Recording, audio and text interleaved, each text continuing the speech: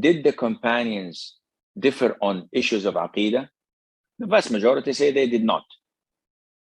It's our religion on majority and minority. The haqq is not the majority.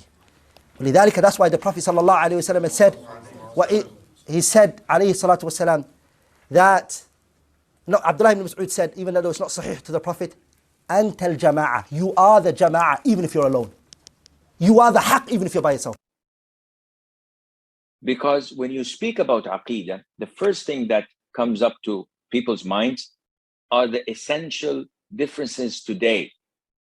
Whether the attributes of Allah Azza wa Jal, like the Ash'aris believe in, are limited to 7 attributes of Allah, and everything else is not, which is definitely wacko.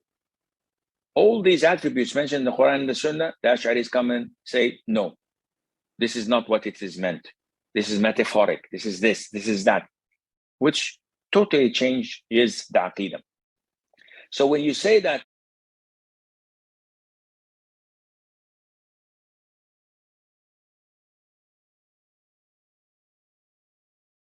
the teachings within the movement are very literalistic, so they tend to take things very literally. Whether it's a report in a hadith that the Prophet, peace be upon him, said or did something, they would try to follow that as a practice literally and assiduously. In terms of verses of the Quran, speaking about God, they would take the verses, they tend to take them fairly literally. So, for example, if a verse of the Quran mentions the hand of God, some Muslims would have said in history, and they did say, that this does not literally mean a hand of God, it's referring to power. And if it's where the Quran says that God ascends the throne, we wouldn't think of that as, the way a human being goes and rides on a saddle or something like this. But some of the interpreters that are followed within that Salafi movement took these things literally and thought of God as, having literally something like a human body and sitting on a throne like a human king might sit on a throne and something like this. But some others are careful to point out that we should affirm the literal wording, but we should affirm the exact wording of the ancient pronouncements on these matters, but we should not think when we mention hand of God that we're thinking of a hand. We should not think of a hand like our hand. We should say we don't know. Bila kaif. We express these beliefs or these statements of faith without knowing how it could be so. So we mentioned the hand, but we don't know what kind of hand.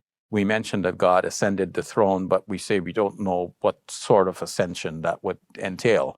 Whereas somebody else might say, no, it only means that God controlled the throne. But the Salafi would tend to say, no, let's say that God ascended the throne, but let's add bila kaif without specifying how. All these attributes mentioned in the Quran and the Sunnah, the Ash'aris come and say, no, this is not what it is meant. This is metaphoric. This is that, which totally changes the Aqidah. My brothers, do you guys know that Ash'ari started in the 4th century and the Prophet said that the best generations are who? خَيْرُ النَّاسِ قَرْنِي ثُمَّ الَّذِينَ يَلُونَهُمْ ثُمَّ الَّذِينَ يَلُونَهُمْ. So that shows the disconnection from the Ash'ari. If we take that premises on board, that the Sahabas and the Tabi'in weren't Ash'ariyah, and it started in the 3rd generation.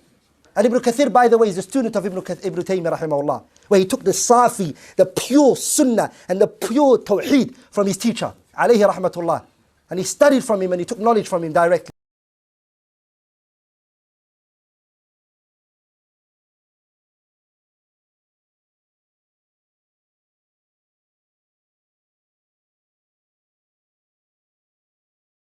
Why is following the Ash'ari creed recommended as opposed to the Athari creed? May Allah bless you. The reason is that to find the pure Athari creed is very difficult. There's a lot of confusion as to what is the Athari creed today. People who claim to be following the Athari creed are not necessarily following the Athari creed of Imam Ahmad. They are projecting onto Imam Ahmad. I'm just being frank.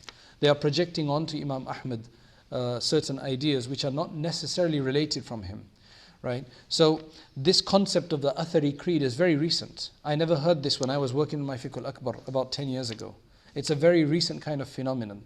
Right? So yes, there's a pure Athari creed, right, which is the creed of Imam Ahmad ibn Hanbal. Now this is not the time to go into it in depth as to what it means, but generally it's the creed of the Salaf. It's a creed of the Salaf, of the pious forebearers, which is based on pure tafweed, with no with no ta'wil whatsoever, generally speaking, although there was some ta'wil then in that time. So if you can find the pure Athari creed and that satisfies you, then it's fine. But finding the pure Athari creed is very difficult. That's why the most developed of the creeds today is the Ash'ari creed and the Maturidi creed, because the books are available.